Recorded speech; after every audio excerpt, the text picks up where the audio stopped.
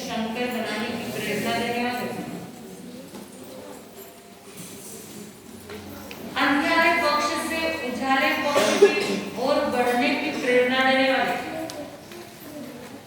ऐसे तिन्नाणम कार्याणम श्रवण भगवान प्रभु महावीर स्वामी वर्तमान आचार्य परम पूज्य गुरुदेव श्री शिव मुनि जी महाराज साहब तथा हम जिनकी छत्र छाया में सकुशल विराजमान है, सातापूर्वक विराजमान है, ऐसे परम पूज्य गुरुदेव श्री चौथमल जी महाराज साहब की पावन वंदन। संयम का महामार्ग दिखाने वाले,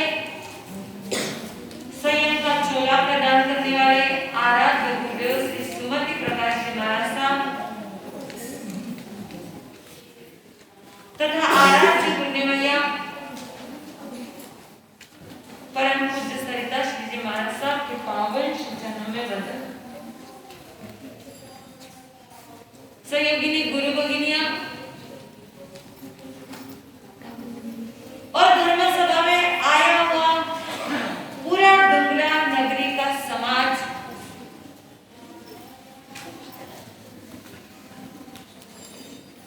संपूर्ण गुरु दिवाकर के भक्तगण,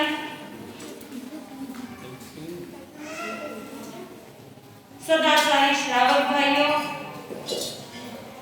और शीलवती श्राविका बहनों, आज का विषय है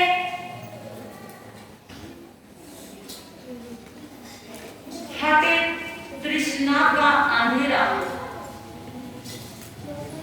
हटे तृष्णा का अंधेरा तो हो सद्गुणों का उजेरा। अब ये पर्युषण पर्व जो है,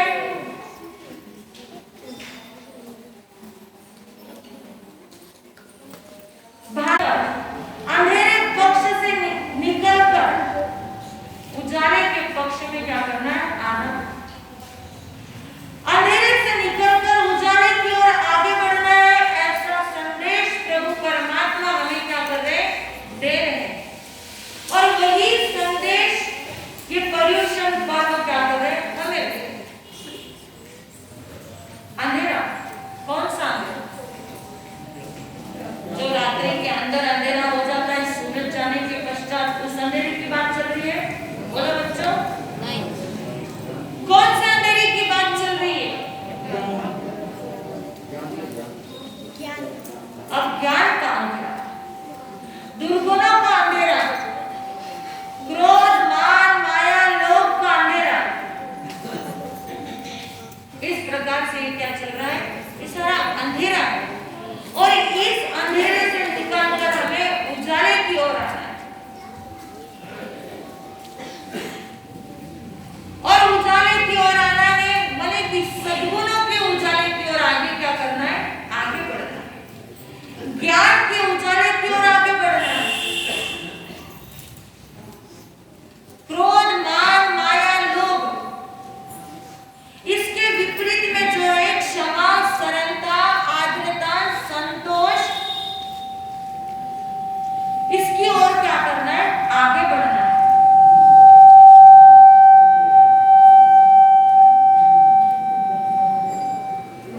डुंगला का माइक मास्टर ठिकाने में नहीं, इसलिए आपको नासिक से माइक मास्टर बुलाना है, ठीक है?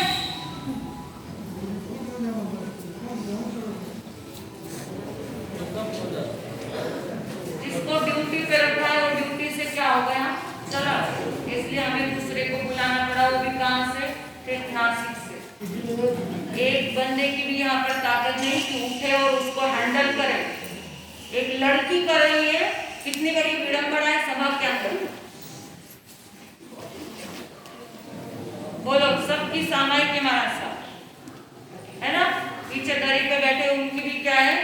भले ही विपत्ति लगी हुई नहीं है और बोलने को हम कौन है? जैन है। और क्या करने के लिए आए हैं? पर्युषण पर्व मनाने के लिए आए हैं। कितनी बड़ी बात। दो मित्र, उसमें से एक मित्र कहता है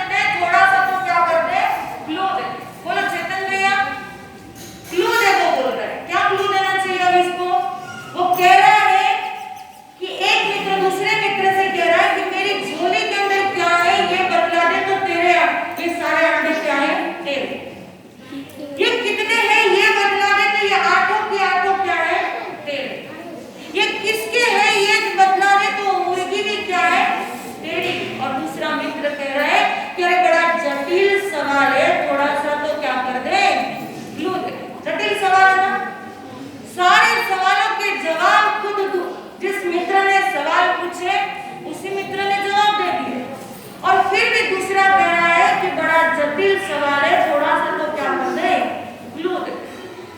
बस ऐसा ही हमारा ये क्या है, जीवन। और इस जीवन के अंतर्गत ऐसे ही सारे क्या हम उलझे हुए, जबकि जवाब हमें क्या है पता है, हमें क्या करना है ये भी क्या है पता है, किस प्रकार से करना है ये भी हमें क्या है पता है, लेकिन फिर भी हम क्या कर रहे हैं, अंधेरा। कौन सा अंधेरा? प्रमाद का अंधेरा, आलस का अंधेरा।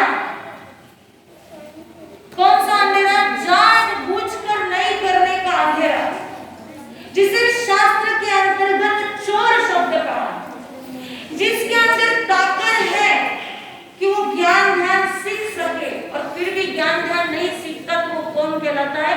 ज्ञान चोर कहलाता है। जो सामायिक संवर आदि सब कुछ कर सकता है, जिसमें इस प्रकार से करने की कैपेसिटी है और फिर भी नहीं करता, तो वो धर्म क्रिया न करने का क्या है? चोर है। जिस प्रकार से कहते हैं ना आप संसार के अंदर जो काम नहीं करता तो उसे क्या कहते हैं? देखो मैं नहीं बोल रही, आप लोग भी बोल रहे हो, उसे क्या कहते हैं? काम चोर कहते हैं, कि वो काम नहीं करता और उसे दुनिया क्या कहती है? काम चोर के नाम से बुलाती है। बस वैसे ही धर्म क्रिया ना करो, ज्ञान ना करो और तपस्या करने की ताकत हो और फिर भी तपस्या ना करो, तो उसे क्या कहते हैं? तप चोर कहते हैं। और ऐसा ही जो अंधेरा छाया हुआ है, इस अंधेरे को क्या करना है? दूर करना है। और ये अंधेरा क्यों छाया हुआ है? तृष्णा के कारण क्या है ये अंधेरा छाया हुआ है। ये भी ला वो भी ला, क्योंकि कहते क्या है? सेठ जी को लाला जी कहते हैं। सेठ जी को क्या कहते हैं? लाला जी कहते हैं। और वो क्या चाहता है? लाला क्या बोलता है? अरे ये भी आने दे, ये भी आने दे, ये भी ला, वो भी ला, और इसलिए उसका नाम क्या पड़ गया? लाला जी पड़ गया। अब घर के अंदर सब कुछ आने दो, उसकी क्या हो जाती है भावना? जहां ना हो तहां लो, कि जहां लाभ होता है वहां क्या हो जाता है? लाभ बढ़ जाता है। एक ऐसे किराना दुकान वाला और वहां पर एक बुढ़िया माई पहुंची कि अरे भाई मुझे थोड़ा सा 2 सेर पर क्या दे दे? आटा दे। अब बुढ़िया माई ने कहा कि 2 सेर पर आटा दे दे, तो किराना दुकान वाला कहता है 2 सेर गिनने के लिए मेरे पास क्या नहीं है? नाप नहीं है। क्या बोलते हैं आप इधर उसको? वजन नहीं है। क्या बोलते हो? बात नहीं है। तू क्या कर, पड़ोस की दुकान में जा और बात क्या कर, लेकर। और वो बुढ़िया माई दूसरी दुकान में, पड़ोस की दुकान में जाती है और वहां से वो बाट लेकर आती है। 2 किलो वो सेर उसको क्या कर देता है? गिन देता है और एक थैले में वो आटा क्या कर देता है? डाल देता है। और इधर उसे कहता है बुढ़िया माई को कि अब ये बाट जिस दुकान से लाया उस दुकान में जाकर क्या कर, देकर आ। और तब तक इधर क्या करता है वो भाई? आटा क्या करता है? निकाल लेता। बड़े सुख गया। आपको आगे की कथा क्या है बताइए। वो उसमें से आटा थोड़ा सा क्या है? निकाल लेता है। और अब वो बच्चा कितना? 1.5 किलो आटा रह गया, आधा किलो आटा निकाल लिया। और वो बुढ़िया माई को कहता है कि अब ये थैला क्या कर, तू ले जा। वो घर जाती है और उसके पड़ोस में एक सज्जन रहता है और वो सज्जन व्यक्ति उसे पूछता है, माई तुम आज क्या लाई हो? तो बोले मैं आज 2 सेर आटा लाई। तो बोले तुम्हारे ये थैले को देखकर तो लग नहीं रहा कि 2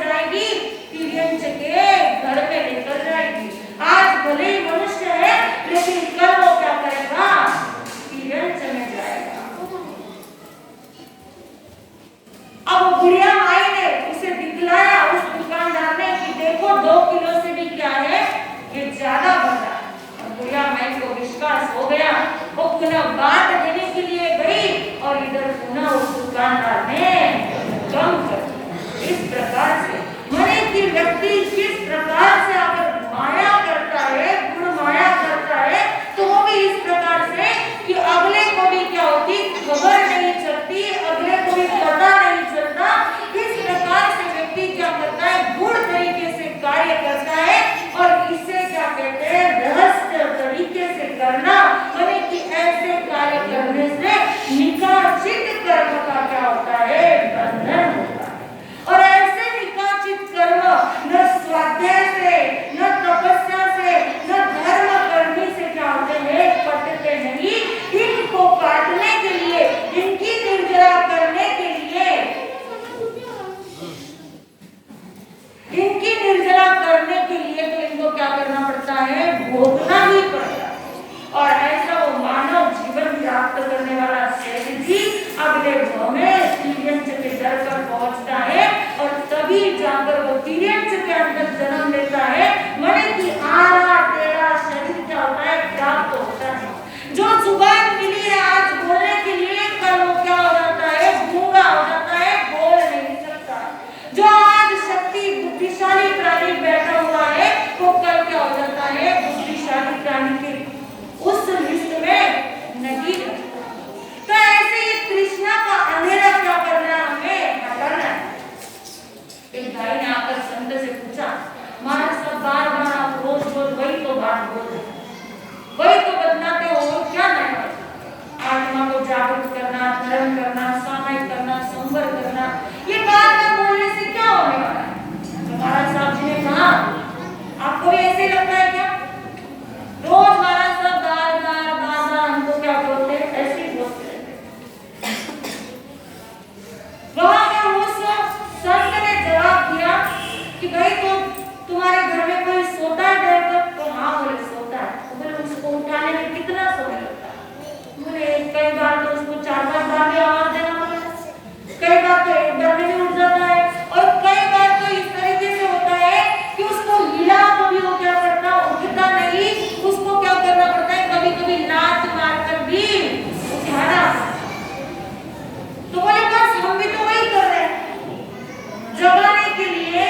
इस बार यहाँ पर इसी प्रकार से हमको करना पड़ता है कि बार बार एक ही बात क्या करनी पड़ती है, बोलनी पड़ती है। क्यों? क्योंकि आप क्या है, कृष्णा के नींद में सोए हुए हैं, और कृष्णा के नींद में ये जो अंधेरों की नींद में सोए हैं, इन अंधेरों की नींद से जगाने के लिए हमें क्या करना पड़ेगा, बार बार वही बात बोलनी पड़ेगी, ताकि कोई ना कोई कभी ना कभी वाली बात क्या है, 12 बार बोलेंगे तो 12 बार में से 12वीं बार तो आप क्या करोगे, जाग जाओगे। इस प्रकार से हमें क्या करना पड़ता है, बार बार संत कह रहे हैं उस व्यक्ति को कि हमें बार बार बोलना पड़ता है, ताकि किसी न किसी आवाज में तुम क्या करोगे, जाग जाओ। जो कोई बात बोली जाएगी धर्म जागृति की, उसमें कोई ना कोई बात तो आपके हृदय पर क्या होगी, लग जाएगी, और आप क्या करोगे, जाग जाओगे, और आपके जीवन के अंतर्गत सद्गुणों का उजाला हो जाएगा। इस कारण से क्या किया जाता है, बार बार ये धर्म जागृति, ये अंतर्गत सूत्र हर बार क्या करते हैं, हम सुनते हैं, हर बार सुनते हैं, लेकिन फिर भी क्या है, बार बार सुनते हैं, फिर भी कियो ज्ञान नहीं आता है। लेकिन वो पुनः क्या है, परिपाटी है कि उसको सुनना ही है, कभी ना कभी तो क्या है, मन जागेगा। सुब्रत कुमार राजगृह नगरी में रहने वाला छोटा बालक है, भरा पूरा परिवार है, और भरा पूरा परिवार उसका पालन पोषण कर रहा है। घर में भाई है, भाभियां है, माता है, बहनें हैं, सभी उसका लाड प्यार से क्या कर रहे हैं, छोटा भाई है इसलिए लाड प्यार से उसको बड़ा कर रहे हैं। उसका अध्ययन भी चल रहा है, और अध्ययन के साथ साथ वो उसके मित्र दोस्त आदि भी बने हुए हैं, और वो सारे मित्र भी कैसे बड़े अच्छे हैं, उसको प्यार कर रहा है। और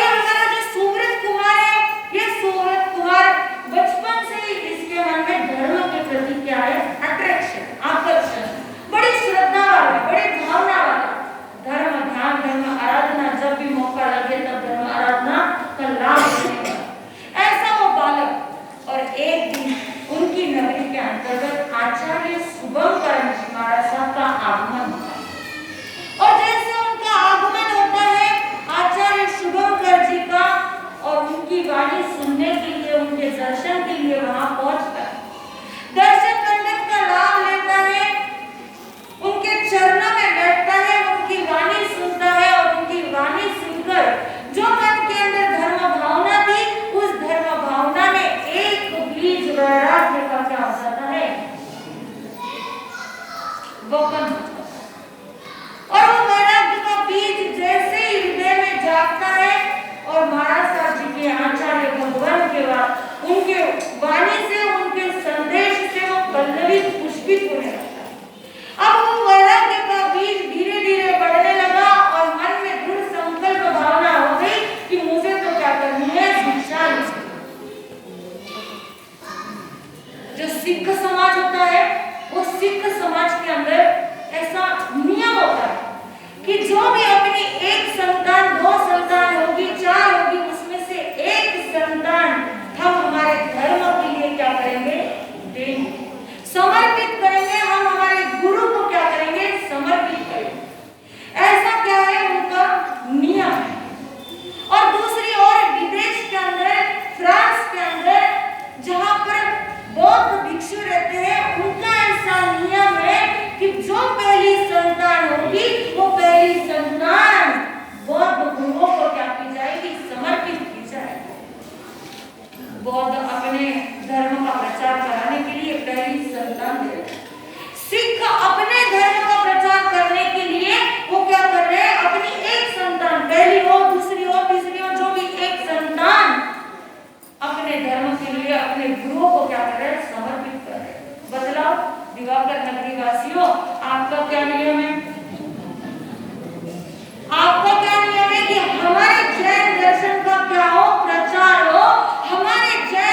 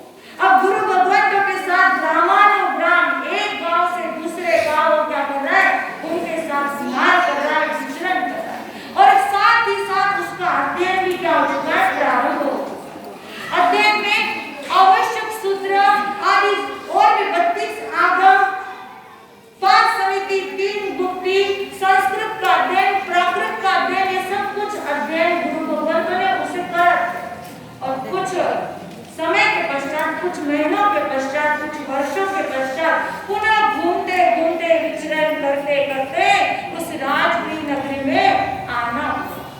गुरु भगवंतों के साथ आया और पता चला गांव वाले कोई नगरी वाले लेने के लिए नहीं आए, क्योंकि वहां पर मोदक उत्सव, कौमुदी उत्सव था और कौमुदी उत्सव के अंतर्गत सभी घरों के अंदर मोदक बनाए जाते। और ऐसे में सुव्रत मुनि का, नव दीक्षित सुव्रत मुनि का वहां उस नगरी में आना हुआ। और जैसे वहां उस नगरी में आए, वैसे पता चला कि आज क्या है, कौमुदी उत्सव है। तो उस सुव्रत मुनि को पूर्व की बातें सारी क्या हो गई, याद। जैसे मोदक बनते हैं, ये मोदक की बात भी क्या हो गई, याद।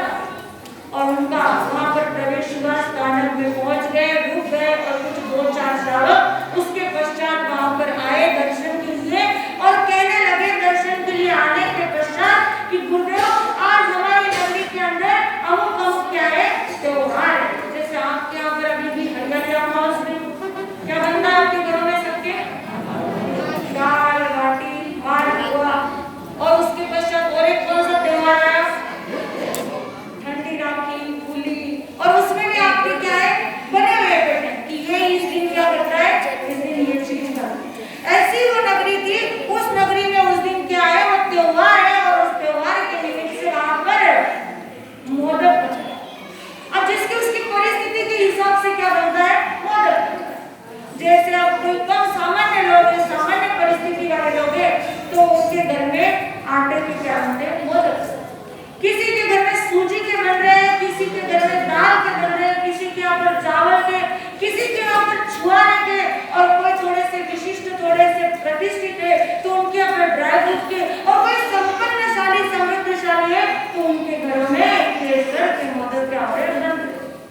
अब हमारा सुव्रत मुनि पिछली सारी यादें क्या होगी, ताजा अधिक याद। और गुरुदेव ने कहा, श्रावकों ने आकर कहा है क्या सारी नगरी में मोदक बनने वाले हैं और मोदक हमारे लिए कैसा आहार है, गरिष्ठ आहार है, इसलिए आज हम सब क्या करेंगे, उपवास करेंगे।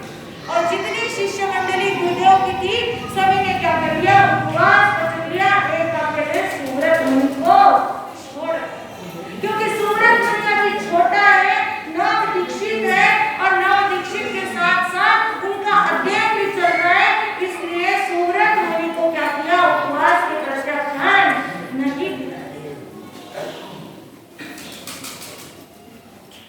उनकी बातचीत हो, सुव्रत मुनि अपने गुरुदेव के पास जाते हैं और कहते हैं कि गुरुदेव आज सबने तो क्या कर लिया, उपवास कर लिया, और मुझे क्या किया, उपवास के प्रत्याख्यान नहीं दिए। तो गुरुदेव ने कहा कोई नहीं, आप तीसरे प्रहर में क्या करना, गोचरी के लिए चले जाना, अभी क्या करो, स्वाध्याय करो। सुव्रत मुनि ने स्वाध्याय परिपूर्ण किया, जो उनके कार्य थे वो संपन्न किए और तीसरे प्रहर में गोचरी के लिए क्या हुए, वो श्रावकों के साथ निकल गए। मन में खुश प्रसन्न हो रहे हैं कि आज क्या है, मोदक उत्सव है, कौमुदी उत्सव है, बहुत समय हो चुका है, केसरिया मोदक नहीं खाया, चलो आज क्या करूंगा, केसरिया मोदक लेकर आऊंगा गोचरी में और केसरिया मोदक की क्या करूंगा, खाऊंगा। और उसमें भी ये अच्छा हुआ कि सारे गुरु भगवंतों का आज क्या है, उपवास है, मैं गोचरी जितनी ला सकता हूँ लेकर आऊंगा और मैं अकेले ही क्या करूंगा, खाने वाला हूँ, मुझे किसी के साथ क्या करना पड़ेगा, केसरिया मोदक बांटना नहीं पड़ेगा। नव दीक्षित संत है, अभी तक दीक्षा होने के पश्चात अभी पूर्ण रूप से क्या हुआ, परिपक्व नहीं हुआ। ये तो संत की बात है, मैं कहती हूँ श्रावक लोग, श्राविका लोग भी अपने नियम में कहाँ तक परिपक्व है। परिश्रम के दिन है और पता चलता है परिश्रमों के दिनों के अंदर वो स्विमिंग पूल में खेलने के लिए जा रहे हैं, ठीक है ना भाइयों, छुट्टी के दिन मिले हैं ना, 8 दिन किसके मिले हैं, छुट्टी के मिले हैं। और ऐसे 8 दिनों के अंदर भाई लोग कहाँ जा रहे हैं, मंगलवार में वाटर पार्क में खेलने के लिए जा रहे हैं। जब ये बात सुनती हूँ तो मुझे खुद को रोंगटे आते हैं कि क्या चाहिए ये लोग बोलने के लिए, तो बोलते हैं कि हम दिवाकर के क्या है, श्रावक।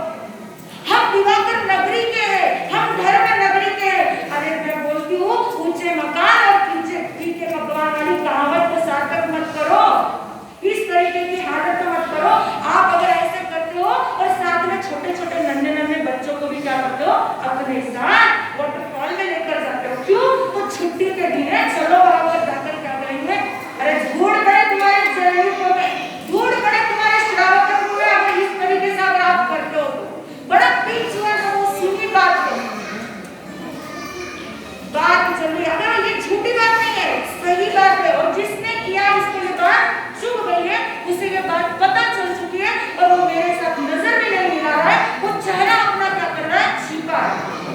ये मुझसे पता है और मुझे क्या है, ये बात पता है। वही तक सीमित रहने सकती है।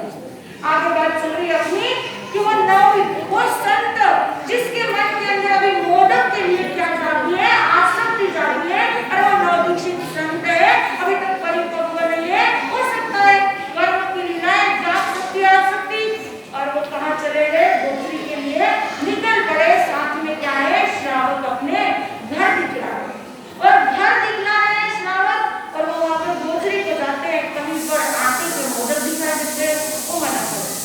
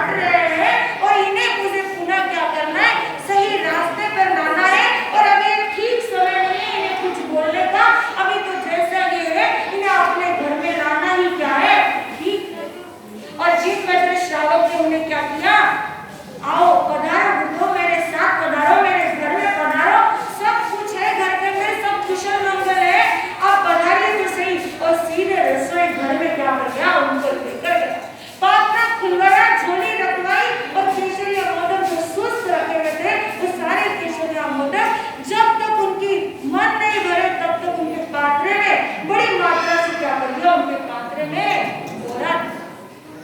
और जैसे ही बहराया और उसके पश्चात कहा, झोली उठाई और अब मैं उपासना की ओर क्या करता हूँ, निकलता हूँ। और उस समय जिन भद्र श्रावक ने देखा कि अब इनकी इच्छा क्या हो चुकी है, पूर्ति हो चुकी है, अब मुझे बोलना ठीक है कि बुढ़ो अभी समय क्या हुआ है। और जैसे ऐसे बोले वो बाहर आए थे और बाहर आकर उन्होंने आसमान की ओर देखा तो अंधेरा दिखाई दिया, अंधेरा दिखाई दिया। और अंधेरा देखते ही वो क्या हो गए, एकदम चौकन्ने हो गए, एकदम शौक लगा कि ये क्या हो गया, ये तो रात का समय है और रात के समय में मैंने क्या कर ली, गोचरी ले ली, तारों की गणना की और गणना करके समय का हिसाब लगाया, अरे ये तो रात्रि के 12 बज रहे हैं और मैं 12 बजे क्या कर रहा हूँ, गोचरी ले रहा हूँ। श्रावक जी अब मैं क्या करूँ, ये तो मेरे को क्या हो गया, बहुत बड़ी गलती हो गई। तो बोले कोई नहीं भगवान, कोई नहीं बुढ़ो, होता है कभी कभी, कर्मों का असर है।